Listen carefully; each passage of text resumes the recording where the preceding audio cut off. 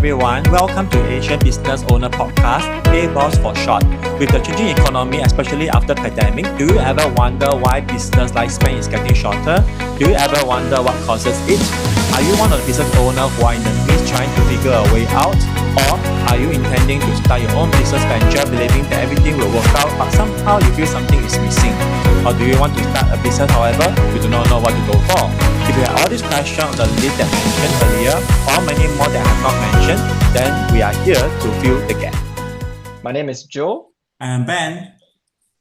Do follow us so that you will not miss any of our episodes, as we will be inviting successful business owners and leaders of various trades to share their knowledge, experience, and their journey on how they build, overcome, and continuously grow. Okay, before we start, right, Happy Merry Christmas, everyone. Ho, ho, ho, ho, ho, ho, ho. Merry Christmas. Okay, in this topic here today, we want to invite someone who's a very, very, very unique, I would say, an industry that not many people would like to step foot in.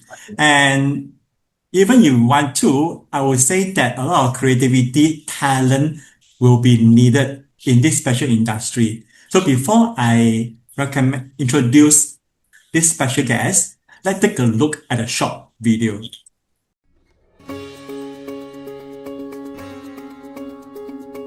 Never did I know that I will be able to use film as a platform to actually showcase my thoughts and my emotions. But I started writing, and then slowly I am drawn to human characters. And that's when I started, okay, this is the way to go. I became very hungry to learn as much as I can, asking for chances, do odd jobs, if there's any talks by filmmakers. In fact, I camped at libraries. I'm a big fan of Spider-Man. With great powers come great responsibilities, because once your attitude is right, your learning just sticks. At times like this, which are very uncertain, people are wanting to know how their situation can be better. We need to impart them with the skills and knowledge to make sure that they are more confident and positive about the future. Okay, as you can see from the video, yes, he's no other than Saleem Hadi. So let's welcome him. Yay! Hi everyone. Hello. Hi Ben and hi Joe. Thank you for having me. Thank you very much for your time, especially during Christmas season while a lot of people are celebrating, enjoying, and we get to scrap away some time from yours and to do the podcast with us. Thank you very much for that effort. It's a very big pleasure. Thank you so much. Any Christmas present for this year to you? Not yet. I think I have to give a Christmas gift to a few others, like my niece, nephew, my mom. My mom's birthday is just one day before Christmas. So yeah. Nice. Yes. It's a Christmas baby. Yeah. Okay, cool. Now, Salim, I got this question that I think a lot of people probably would like to ask. Like, you are in a media production industry, yeah? And with Singapore and economic-focused environment, why chosen a path that is much lesser support given? Okay, to begin with, Ben and Joe, and to the audience, I'm how I would frame myself is I'm an accidental filmmaker. So I did not know what are the challenges of media, but sometimes say like you just jump into it or something gets just pulls you to that. So I was in a zone where I was wanting an outlet. Basically, that's that. So I just wanted to have an outlet where I can actually share my emotions, my sentiments. So that happens to be arts. And arts and media was very interchangeable in my life. So it is only after I get into the industry, after 5 years, I got to understand like, oh, so this was what is it all about. So no doubt there's glitz and glam, but there's lots of hard work that is required. If not, you get kicked out in no time. Oh, okay. So it's something like an accidental discovery. Accidental discovery is correct. I don't have the luxury like which young parents are doing right now, which is good. They actually plonk their kids, okay, maybe judo class or maybe music class, or they have this trial and error, which is good. I didn't have any of that when I was young. So whatever my brothers are doing, my parents say just go and do it. So technically say I just hustled my way through just to see where I fit. Because what I studied and what I'm doing right now, guys, are totally two worlds apart. Yeah. Okay. Now, What is the biggest lesson that you have learned throughout this? There's one particular mantra that I use, which is actually just three letters, which is very powerful. TRY. Try. So TRY. Okay. TRY. So without trying, no point saying that, oh yeah, I think it's gonna be difficult. I think it's gonna be I think if so the try is very, very, very integral across anything I've been doing. So without trying, I didn't know. So I need to get my hands dirty. So a lot of people need to get their hands at least dirty a bit to know what it is. Yeah. Or something like a trial and error kind of Trial and error. process. Yeah. Okay, just on the short film that we actually look at, what is it all about the skill future things?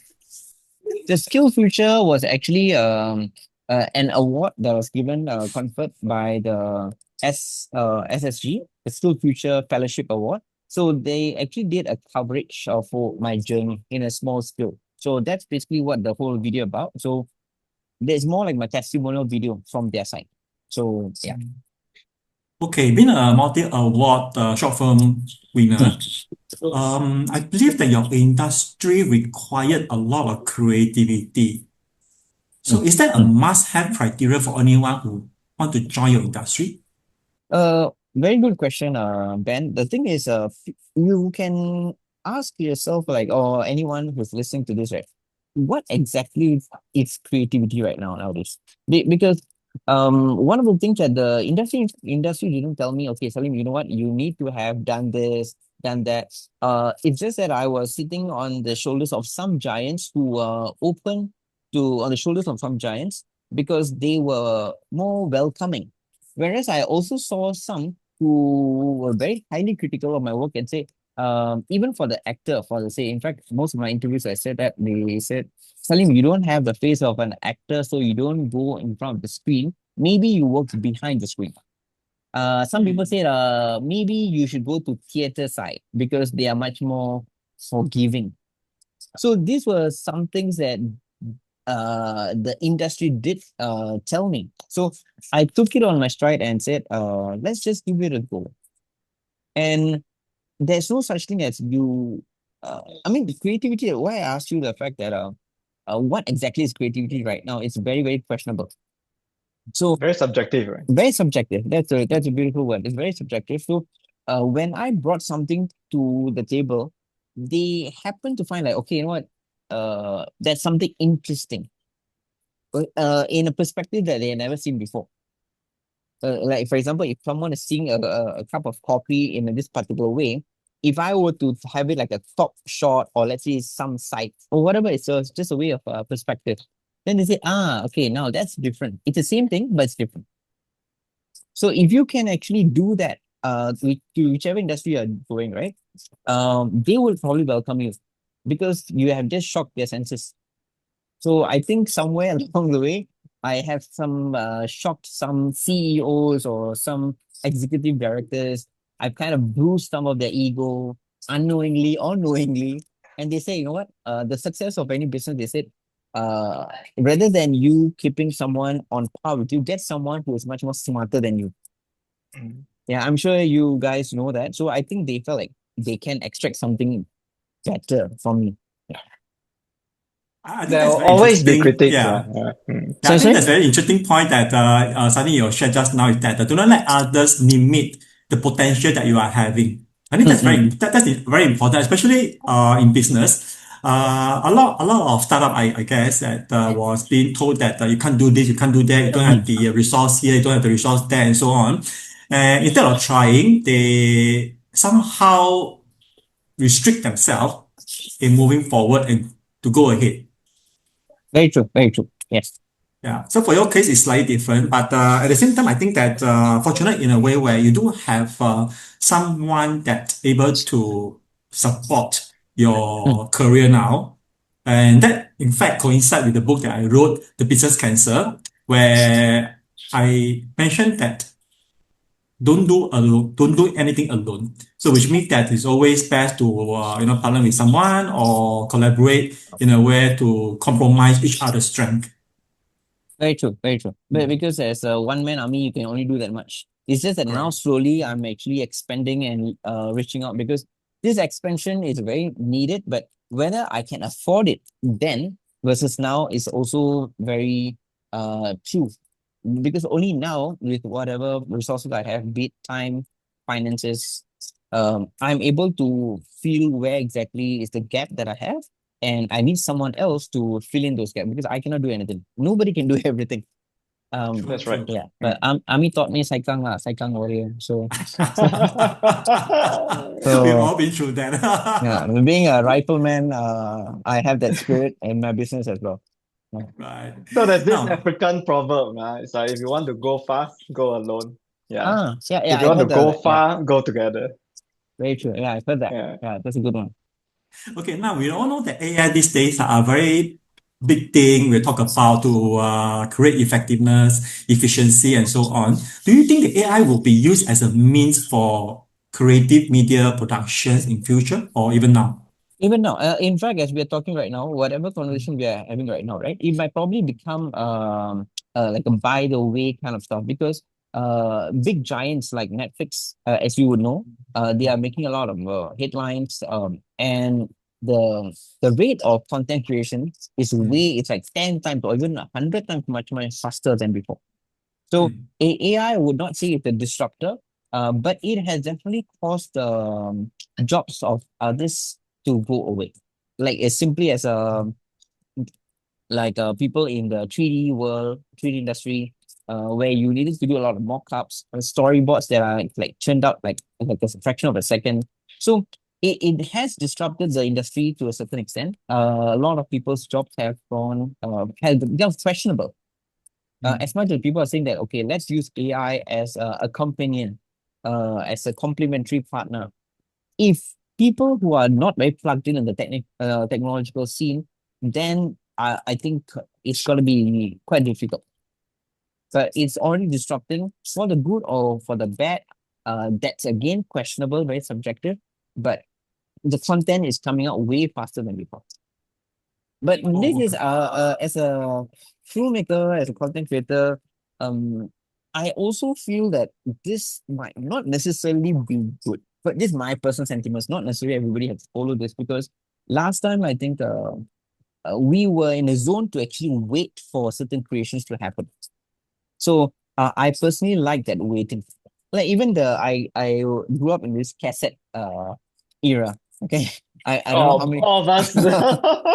Yeah, so that being said, for one creation to happen to another, we had to wait, and I like that waiting. But now there's so much going on. We are spoiled for choices. So sometimes, right, the best of the things might get a miss because we have too much going on, right? So when we are creating so much, who exactly is going to watch it? Or do the value of each production actually stand watches? Because last time some creations done, right? People watch it, mull over it, for let's say weeks, months. Now, if you want to have the attention of someone, if you can't get their attention for 90 seconds, what 90 seconds? 3 seconds. People say the first 3 seconds, the 3 seconds hook. So that's why it is also opening up another new kind of worms where people's attention span is too limited and their patience is also limited. Yeah. Correct. So as That's very content creators, what actually we have to do is whatever story that we want, what we call a build up, we don't have the luxury. We have to speed up. It's like literally like you might probably know this guys. People are watching content and double speed, Mm. like times 2 or 1.5. So I don't know. It's scary, but to me I don't think so. It's healthy lah. Because too much is being produced by everyone. Yeah, then yeah. I've been seeing all this AI in using to create content rather than human think out of it, and they are using this basically because they found that it's much faster and efficiency in a way, I would say. But what do you think in your own personal point of view? Um, okay, I mean, no doubt, like you throw peanuts, you get monkeys, as they say, right? So no doubt there has been a lot of slash of funds. Let's be fair, because it's not that practitioners want to resort to technology so fast. Technology is moving so fast, we have to actually jump on it. If not, we'll probably be a purist who say, you know what, no, I want to just use my traditional camera, get down the crew, about 20 of them. I have lots of people who I want to give employability to. But do I have the means? I don't. And the bigger guys who are also cutting down, everybody cut, then what to do? Then there had been many moments, guys, maybe as we are talking, I'll probably share with you. There had been moments where I had been Robin Hood, where I get projects, let's say from $20,000 or even $200,000 for the matter, but I end up giving it to everybody. This is where my I lost. Why I say lost means my financial sense was very limited and resource allocation. So I have my weaknesses as well. But it's just that I started giving a lot of funds to other people coming on board because I want them to be well. And like, but I didn't bother to say when I go back home, I cannot be eating air. It's just You actually sound like a Santa Claus to me at this season. Santa Claus. No, man, I cannot afford to be Santa Claus anymore. If not, I'll probably be opening up boxes with nothing in them. Again, there's this saying, right? No margin, no mission. Yes, yes. So now Uh, I'm seeing a lot of very interesting people like yourself who are plugged into the business. And then some people have asked me, my clients ask me, hey, you give me such a good offering, what do you earn? Uh, so that's where my artist says, you know what, I'm satisfied if you're satisfied. But that's not going to be very highly functional because that's who my age. I think my age, since I'm actually reaching the half century mark, so I think the reality of the life is hitting me very, very hard now. To say, Salim, yes, you need to do good, social good, but you also need to earn something. So that's why coming to the point you mentioned, people are resorting to AI because of desperation. I think more towards conveniency, I would say. Yeah, that's a nicer way to put it. Yeah, yeah. But conveniency always at the expense of creativity. Yeah, I mean, yeah, because you have to deal with a lot of people. Mm. And when you are dealing with a lot of the divas, which I've dealt with a lot in my line of work, it makes the creation very, very like cumbersome. Like, why must I have to deal with so much of people when I can actually be doing the same thing or at least three-quarter of the stuff behind a computer at my mastery, at what I want to say. So I don't need to deal with a lot of people. So this is it got to be slightly even a bigger problem.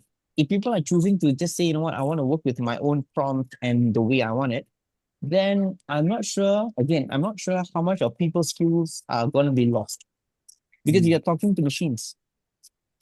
So that's True, true. also another thing. So I like people. I like talking. I like conversing. Even if people don't understand, try to make them understand. So that's how the real magic begins. But you can then again ask, like, well, AI also you can collaborate with people also. Can lah. But I'm still in that traditionalist mindset. But I'm not discarding this technology. In fact, I am embracing AI, but I'm taking it with a pinch of salt. And Mm. the trend actually has already started, right? So I mean, just very simple examples. When we are at the dinner table with the family, it's like the children are just like using their phones. It's like, hey, hello, can you put on your phone or not? Yeah, okay. I have another thing. I'm not sure whether this is actually space to talk about it, but the conditioning is a very fundamental thing that a lot of psychologists say. Monkey see, monkey do. Since the baby had been born and what the parents do, I'm not a parent yet, but I work with a lot of kids in the last 30 years. If the child has been given this screen since young, since maybe the time the child comes out from the hospital or what, I don't know, for dining, everything, the child is actually observing the first few years. If the child is seeing the parents actually in the screen, oh, okay, so I'm here, but They seem to be involved in the screen. So I think the screen is the best thing or the next thing. So the child just copies. I mean, this is something I speak to a lot of my psychologist friends. They say, yeah, monkey see, monkey do lah. So Monkey see, monkey do. Yeah. yeah, why do you blame your youth nowadays? Because I cannot stomach it when parents actually say, "Oh, I want to blame my son, my daughter." I don't think so. It's fair lah, because we have conditioned them. That's right. Yeah, Monkey but see, monkey do. Lah. Yeah. yeah. Going along with the did I hear something? But anyway, going along with what you were saying about the monkey see, monkey do, like we say, when you get monkey, you'll get monkey business. When you get elephant, you'll throw the weight around. So, Wow. Okay, that's a new one. Yeah. so using animal as a description, what kind of talent would you want to look towards for? Okay, since you talked about a bit of an animal here and there, right? One of my biggest inspiration is, I'll tell you from there. It's actually an ant. Mm. ANT. Specifically, a black ant. Okay. How many of y'all, I mean, maybe both of y'all, have y'all actually stopped an ant from moving to where it's supposed to move? Like block it with your feet or with your hand? Mm. I'm sure we all of us have guilty, right? Some of them have even killed the ants before. So let's not go there. So I'm constantly looking out for people who have the spirit of an ant. If one small person actually blocks it, the ant is like what? We are like 10,000 times bigger than an ant, right? For example. But the ant seemed to actually inform and educate me that the moment I put a hand, like very itchy hand, just to there, just to block it, it doesn't just stop. It just finds a way out of desperation. Mm. So, but if a small ant, which is like 0.00 micro percentage of us, our form, if we can have such a will, the determination to move, right? It's a shame that me inclusive, to not have even a quarter or whatever percentage of what it has whenever we have a problem. So I am always on the lookout for myself and for others who are joining my team to have the spirit of this black ant. To say, never say die. You die also never mind, but just make sure you try and somehow to reach them. So What about the red ant? red ant is very interesting. You ask me just like my student, I say, I like red ant. Very good lah.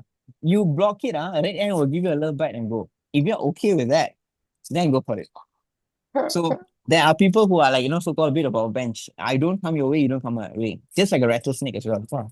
I think this chat got a lot of animals going on. So it only gives you some sense of warning. But amidst of all that, you want to still disrupt it, then you get the brunt of it. The red ant will give you that. Yeah. I've tried that also. Yeah. Yeah. It's more of like a teamwork. At the same time, I would say that Exactly. working with ants is basically like a no ending. Yeah. Yeah. It's just on constantly. I don't know where they're marching towards to, but there's a lot we can learn from an ant. The way they move. Even when when two people are coming together, I don't know what they're talking. But they are sending some signal or they have their own way, and then it just moves. I think yeah. Yeah. Talking about ants, now, this is going to be very interesting questions that I always ask a lot of business owner. As disruption is coming, I would say on and off, within 3 years, within 5 years, kind of things. So what is the disruption in your industry? What is the disruption in my industry? Okay, we talked about technology earlier. It's actually an enabler right now. In terms of disruption, I think it's actually no. I feel that the changing trends of the consumers is actually going to disrupt my this media industry, because the tastes seem to be changing very fast. You So- mean like a customer demand? Customer demands, because like for example, even our local content for the matter, I don't know how many people are even watching TV, frankly speaking. I think a lot of people in the industry have told me TV is still surviving only because the seniors have no idea how to use the technology. So it's actually living off from that. If you were to say tomorrow itself there's no TV, I won't be surprised. So and this youngsters and what are they actually watching? Because when I teach in schools, when I ask them, have you watched this program or not? Like currently right now, they give me this like, so you mean still watch TV? They are in Amazon, Prime and Disney and all that stuff, and their choices are so much. We are literally trying to do a catch-up game, guys. Because the level of intellect, the production quality, the hyperlink narrative is going. The way basically the way story is being told is very different. Especially we cannot dismiss the emergence of micro dramas. 1 minute, I think that's a 2 minutes. growing trend, right? Yeah. Yeah, it's going in a big industry. So whether I think Singapore is already doing some things of that. So again, how we started off, in fact, I'm not sure how many of them would know the longest film was about 8 hours long. Then it came down to about 5, 3, 2. Now if you can actually contain one person's attention for more than 15 minutes, it's already like wow. I think So- spot on. It's like the attention deficit is really, really a very serious problem. So Yeah. I don't know. I don't know, guys. I mean, in fact, maybe you guys would be in a better position to enlighten me, or maybe our audience as well, to actually reflect and ask ourselves, is whatever content we are consuming, or the so-called the schema of things, the design of whatever visual consumption, is it actually a damage that's happening to us?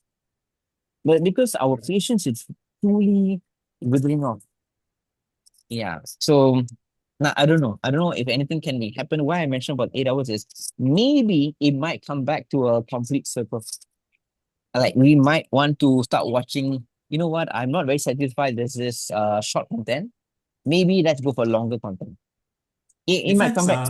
In fact, I was thinking that we are in the era of the past, the present, and possible future, where any content creator will have to consider their target audience, whether like depend on age group, gender, etc. No more like last time where we are more into like a generic, where you only watch from TV to get information just from TV alone or even newspaper. Yeah, very true. And that's why I say the number of media platforms have actually expanded exponentially.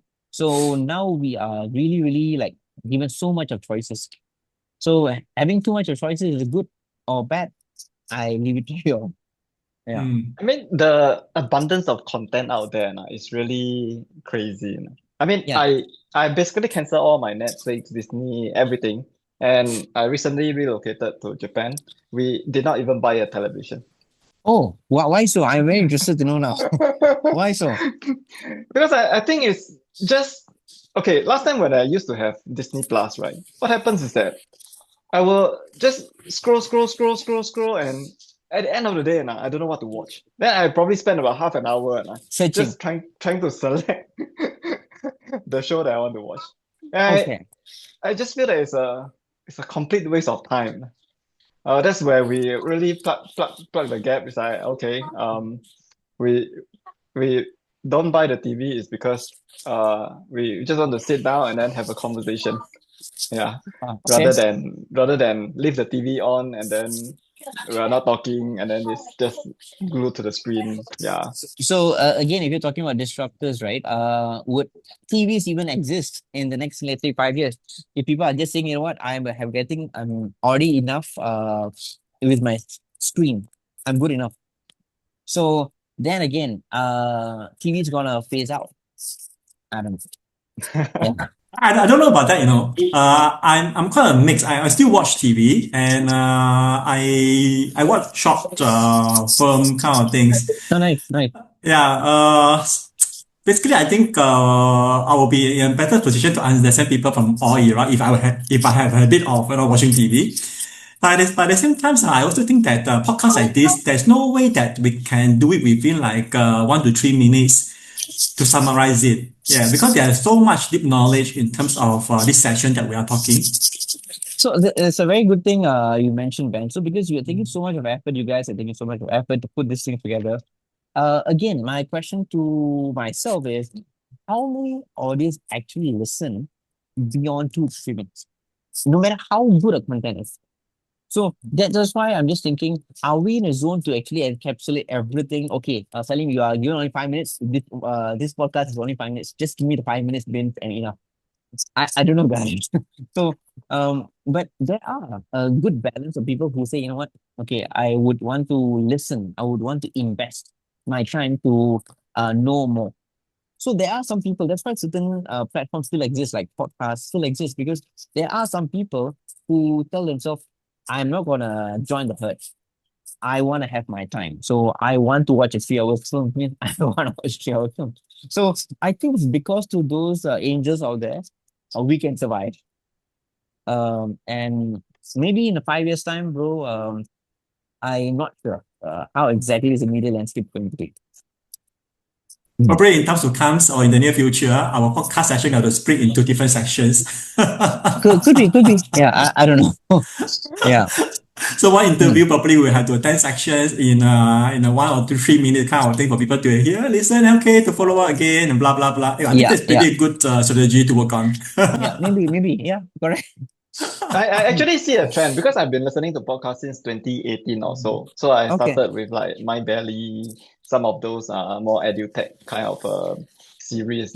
Okay, And then okay. over the years, I also saw there's a trend. So initially they do like maybe 30 minutes, 40 minutes. And then after that, they do very short, 10 minutes, 5 minutes, 3 minutes. Okay, And then okay. recently it's like they go back to long form. So it's like 1 hour. I have some Oh, podcasts all the way up to 3 hours, four oh hours. my, wow. Yeah, Okay. right. Wow. And Okay. I think that the change is like reversing. So in terms of podcast, because I do listen to 3 4 hours kind of podcast. Oh, I don't know wow. how much I absorb. I You just try to just pick up one thing that I can apply immediately to my life. Is it Yeah. because Joe, you have a lot of sleepless night? I walk a lot, so I exercise. Usually, I'll just plug in and then I'll just listen. Yeah, Wow, I really salute your patience that you have. Say, wow. Yeah. but I listen Okay. at 1.5 speed lah. Okay. But I Okay. totally do agree with you guys that in this era itself, time is something that is not a luxury to many anymore. So even for sales professional that I coach, I always let them come up with a 10-second intro. They're able to attract people to follow up with another question on what you are doing. And Okay. apparently, I Okay. would say that this is something very like here in Singapore, where Hmm. we do not really have that much of creativity in terms to introduce ourselves.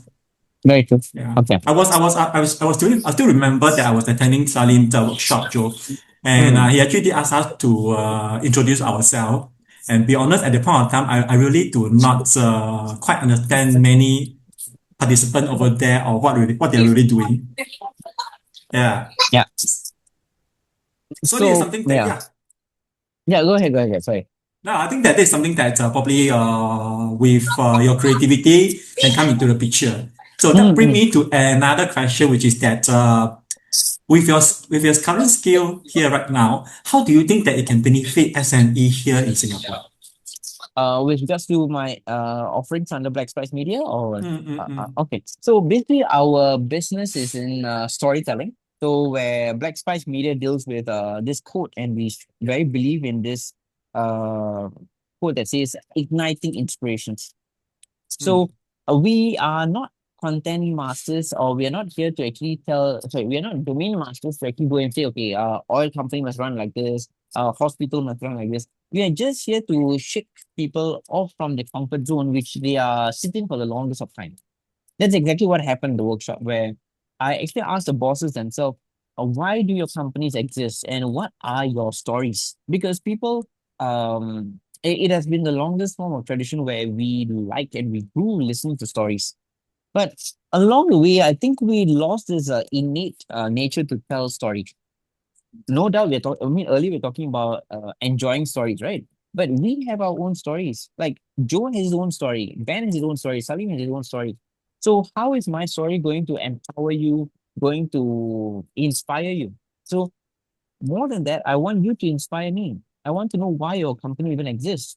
There must be a reason, right? So I'm actually in this business to actually help the companies to tell the stories the way they would want to tell. So I'm here and I do that through talks. I do that actually through engagement sessions, to workshops and programs that actually makes them come back to the root. You can say, yeah, Salim, come on, I go to website, I can find out, I can go and look through some pictures. Okay, you see that fine, but what do you do with those content? Nowadays, it's just matter of, what they say. Um, First of all, last time they used to say is what you know. Now it's no longer the case. It's who you know. So now is I would say that's like it's like what you know and how you know and to whom you package it. So with these three things together, I think every company will be able to reach out to their intended target audience just the way they want. Because only after that they know what it is. Even a simple thing like for myself, right? My company, which was a sole prop about 15 years ago, it's just recently I made it into a private limited. Initially, I kept it as BlacSpice Media. People ask me, hey, Salim, you selling masala, is it? Because masala powder, the spice. I'm an Indian guy. They say like, okay, because you are more dark, okay, you call it quite stylized, okay, black, okay, you are black, okay, fine. So you're selling spice. It's like, no man, I don't sell spice. Then they say, oh, okay, let me guess. Okay, there's this deodorant company that's Old Spice.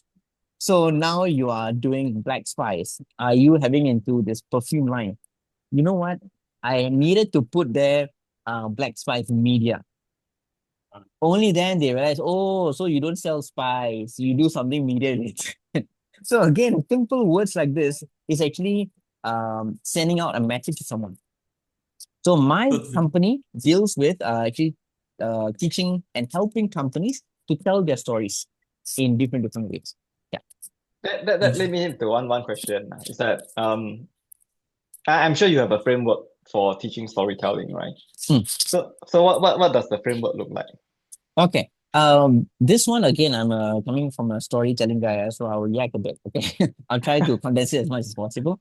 I used to teach at Changi Prison for the inmates. Just 6 months before they come to blend it with the community. So there's a program known as Theatre Arts Program. They call it TAP. So where I was not allowed to bring in a paper, I can't bring it a simple thing as a pen because these are considered as lethal weapons, even a paper cut. So I go into a room of about 30 or 40 men and I need to empower them.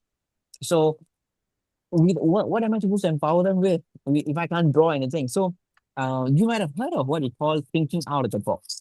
But it is only when I was conducting lessons for these inmates that I discovered within myself a thinking within the box framework.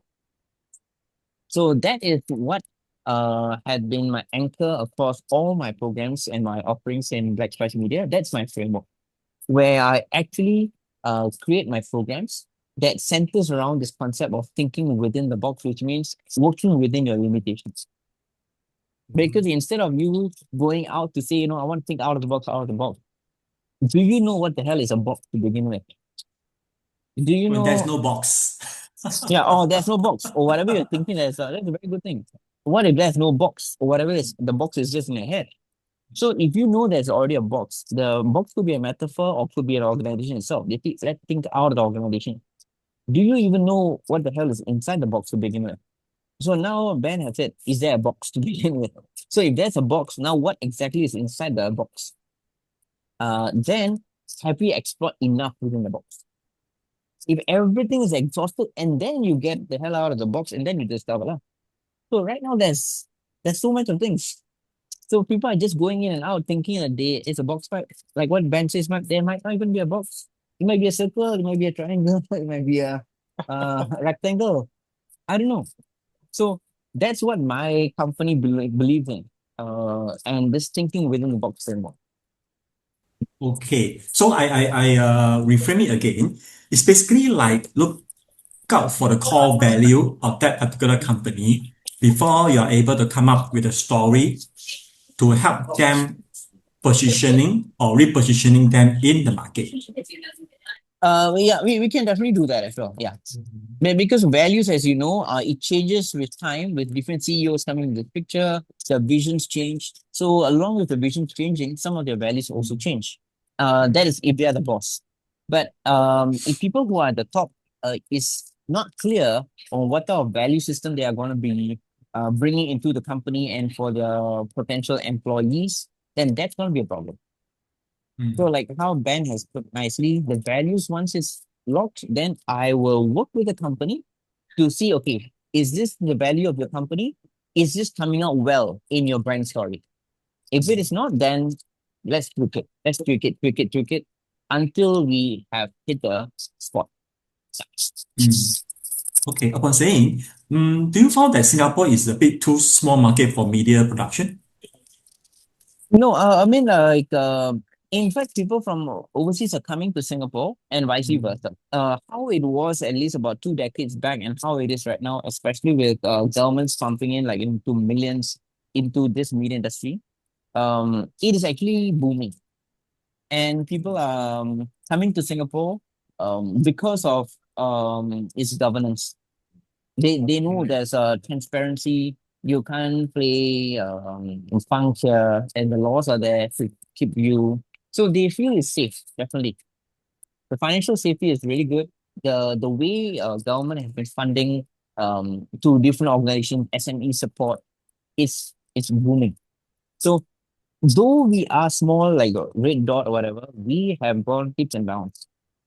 And no doubt we have lots to learn in the media space, but a lot of efforts are being taken by the government right now to actually grow artists, grow media companies. But lots more can be done for sure. Okay, talking about artists, this is going to be interesting. Now, comparing to countries with a long culture history, Singapore probably has more challenges in promoting arts, where we are more fusion in culture. Do you agree? Okay.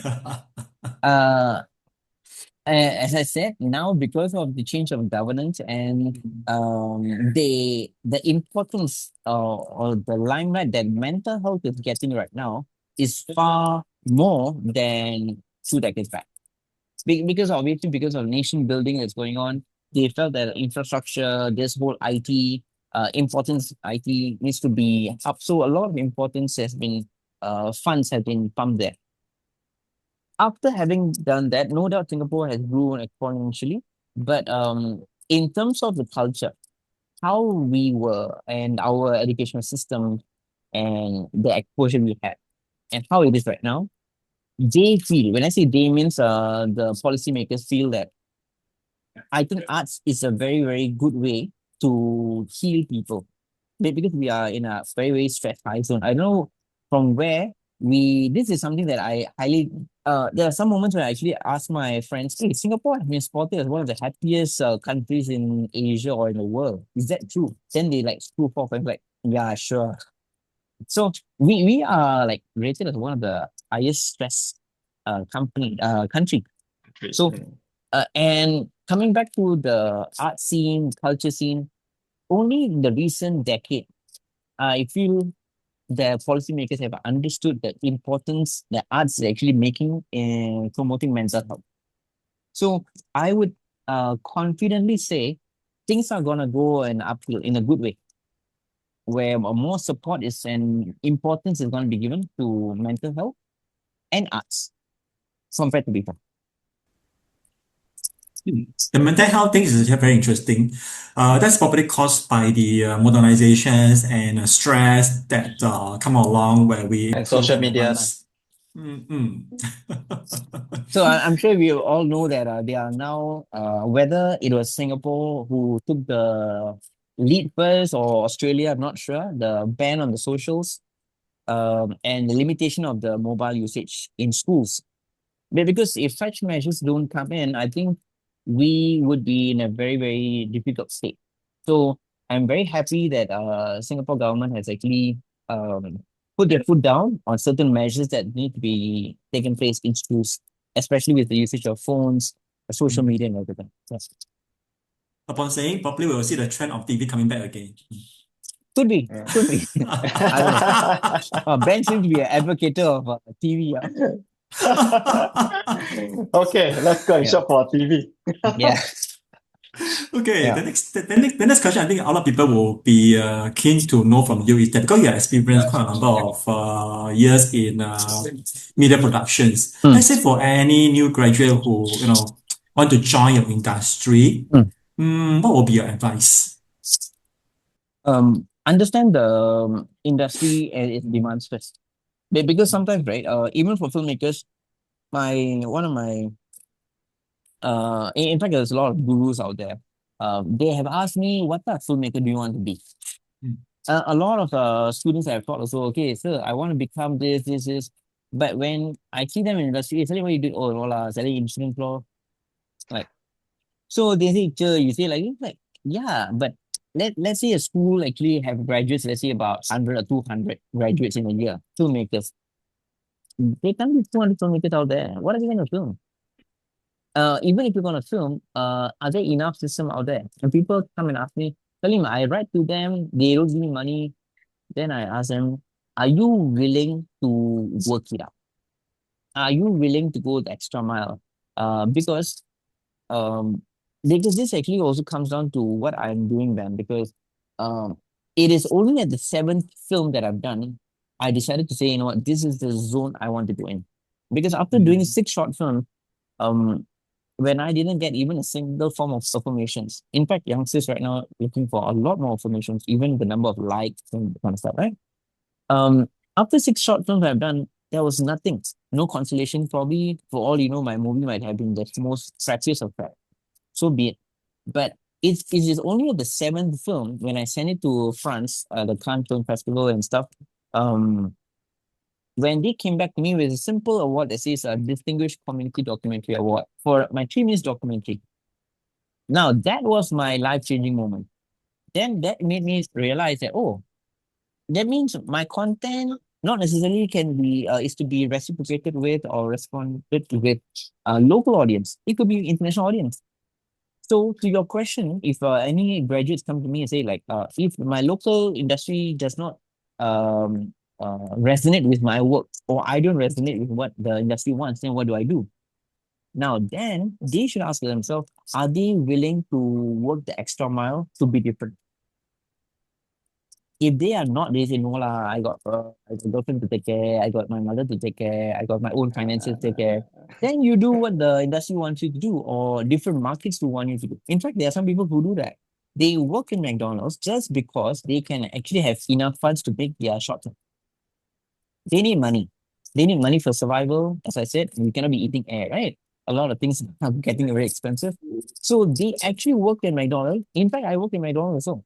Not a lot of people know that. So to clean tables, everything, just because I wanted to so badly want to make a short film. And this is how make people successful. They are hungry enough. Yeah. Hungry. Are we yeah. hungry? So coming back to the, remember I told you about the end, right? They just like, yeah, very tough. Okay, I just go to another industry. This whole influencer, right? A lot of people, my students recently, I just asked them during part of their presentation, what do you want to become? And they say, I want to become an influencer. He's about what, 80-year-old kid. I said, fine. How long are you going to be influencer for? For life? You see this particular person driving a BM, Audi R8, like, wow. Out of like, let's say 100, one can make a very powerful influencer. The brands call them, blah, blah, blah, blah, blah. And when the young people are actually seeing it and buying into this, right? Now that is a very sorry state for me as even as a potential parent, to say if my daughter or son would say, you know what, I want to become an influencer. I don't know, guys. I don't know what am I to draw them back. So for a graduate who's coming out and telling me, I want to be an influencer, they need to be aware that it's going to be a very, very tough thing out there. So they need to have this end power. Lah. If they have it, then all the best. And it's a numbers game, right? It's like no matter what, like what you mentioned, just to summarize, it's really you need to put in the work. And you just need to churn out and then hone your skills. And even my friends, right, they say like, oh, Salim, they say they feel, some of them are feeling very sorry for me. You know, you hustle so much. I feel very sorry for you. So, but I'm not asking you for anything. Like, what do you feel sorry for? I said, I tell you what, why don't you do video every half an hour? I don't have the time. Last time was like 1 week or one video. Now, no, every day or every 2 days, you don't put one. People just see your content the same. They switch. Again, so how competent are you with the industry's demands? If you don't have that, then at least for the first few years, once you graduate, please go and find a stable job that gives you CPF.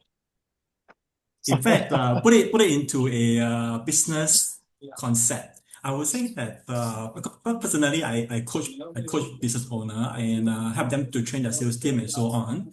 And some startup were asking me this question like, what should I do? And when I start up my business, so my answer for them is like, you don't start out a business and look for sales. You look for sales before you start out your business. Very good. Yeah. Nice. So That's a good it's, one. Yeah.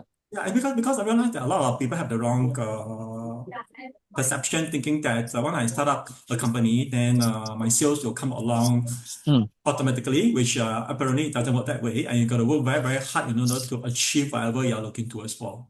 Okay. Like I think Joe mentioned earlier, like for example, you can't do things. I mean, you can do that much only with the one man. But if you can get like-minded people, so one of the best places to actually get like-minded people is your course mate, your school, because you would have traveled, let's say, about 2 years or 3 years together, right? So if you have this particular idea, it's time for you to do some market testing with your colleagues itself, with your classmates, your teachers, your students, because that's the space for you to do your trial and error to fail. And then when you come out, this is something of what I did. I didn't know I'm going to be going to the training industry. But 22 years ago, I joined a training company basically because to get extra money now. So $15 per hour. Salim, are you okay to take it up, bro? Okay, lor, nothing to do, got time. Okay. Just to teach. Just regurgitation. Just vomit out, whatever. So and I thought, hey, wow, actually I like this. I like use challenging me, blah blah blah blah. And I intentionally went and looked for services that were offering this kind of education, enrichment. So I saw company 1, 2, 3, 4. I made sure that every company know that, hey, I am going around everywhere, just to let you all know. And after a good decent a decade, I understood what was not working for me in all those companies. Now that's how BlacSpice really came about.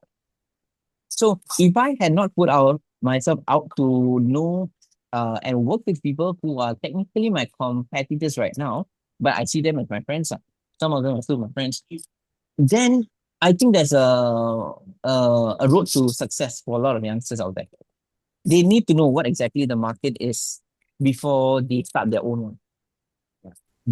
So with that, I would say that persistence also come along the way where you need that to move you Very forward. good.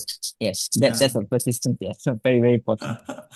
Okay, then what's the vision you have for your company for next year? We are already looking into expanding it beyond Singapore. And I'm looking specifically at a few countries. One of them is actually UAE. And I've already started my groundwork there in the last 2 years. So I hope to, if everything works out well, I hope to have an academy over there. That's going to be addressing the needs that the country needs, but they do not have that. Yeah. Oh, that's very exciting. Yeah, that is. It comes with a lot of challenges as well. Different space. I mean, technically, you can put it as starting back from scratch, like a complete reset for myself. Yeah. Is there any particular collaborate partners you'll be looking into towards for, like any industry? It's the education industry. So that means I cannot go in and say, I'm a competitor. When you're going to a new terrain, you need to forge friendships. Even in Singapore, if people will say, you know what, sorry, Salim, I cannot do business with you, your competitor. Singapore is this much anyway. So small. But one thing that really made us who we are is because of friendships that of our pioneers. So, but the current generation, for whatever reason, they don't believe, not everybody, they believe in this, like you scratch my back, I scratch your back. So when I go to overseas, it's even more danger for me. It's like, oh my God, what if you take my business tomorrow? What if you affect my family price bowl? So that's why I need to get a friendship, genuine friendship, because it is the friendships of people I had with across the board, Malays, Chinese, Indians, doesn't matter. It's just, I'm a big fan of Gotong Royong in what we call community spirit. Though I did not, I was not from the kampong days, that value is with me across my work. So that's going to be a challenge, Joe, to actually get them to be my friend. Right. Once that thing is that hurdle is off, I think there's going to be a lot of exciting time. Okay. Okay, to summarize what we have shared today, I think that having support, all right, is very important for any career or anything that you are doing. Despite that you started this by accident, but I would say that wow, this is amazing work of because of persistence that you are having. At the same time, finding out the core value of Mm. not just yourself, but helping others as well, to make them position themselves in a way where people will be able to know who you are, what you are doing at the instant, rather than pure guess of what they are, what they are doing up. Mm. Okay, But- so yeah, with this, we already thank you very much for your time today. Thank you. Before we end this, right? Do you have anything to add on? Um, as I mentioned, please try. That's my mantra. But because people, it's very easy for people to come and put you down.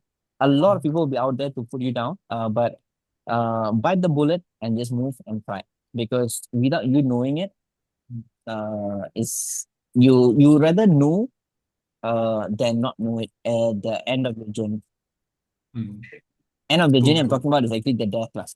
So you at least know that, hey, actually, you know what, I tried. Yeah. No regret, right? No regret, no regret. Yeah. Keep doing the work, keep trying.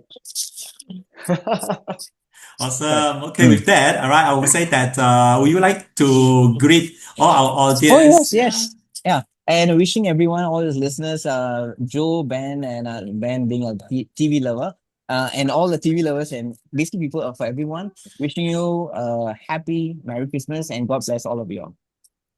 Happy Merry Christmas to you too, right? Merry Yeah, Merry Christmas. Christmas, Salim. Yeah, nice talking Thank to you you. very much. All right, thanks, man. Thank you, guys. All Thank right, you. Thank you.